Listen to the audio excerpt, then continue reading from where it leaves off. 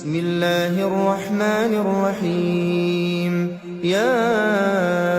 أيها المزمل قم الليل إلا قليلا نصفه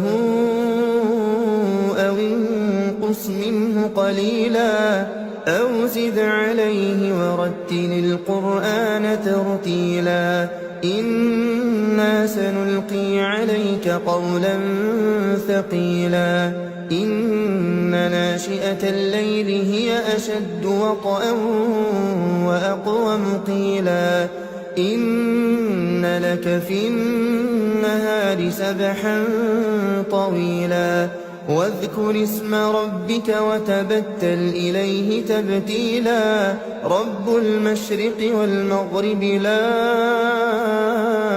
إله إلا هو فاتخذه وكيلا واصبر على ما يقولون واهجرهم هجرا جميلا وذرني والمكذبين أولي النعمة ومهلهم قليلا إن لدينا أنكالا وجحيما وطعاما ذا غصة وعذابا أليما يوم ترجف الأرض والجبال وكانت الجبال كثيبا مهيلا إنا أرسلنا إليكم رسولا شاهدا عليكم كما أرسلنا إلى فرعون رسولا فعصى فرعون الرسول فأخذناه أخذا وبيلا فكيف تتقون إن كفرتم يوما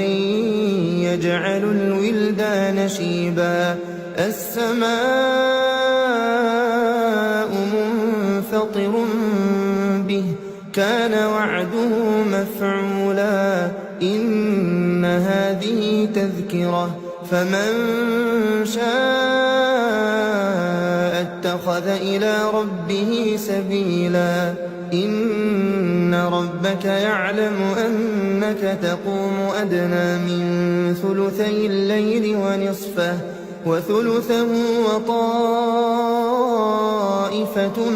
من الذين معك والله يقدر الليل والنهار علم أن لن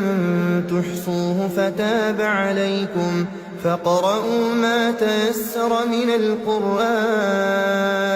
علم أن سيكون منكم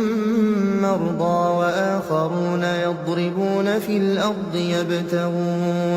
يبتغون من فضل الله وآخرون يقاتلون في سبيل الله فاقرؤوا ما تيسر منه وأقيموا الصلاة وآتوا الزكاة وأقرضوا الله قرضا حسنا وما تقدموا لأنفسكم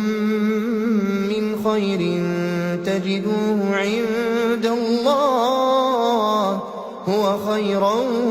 وأعظم أجرا واستغفروا الله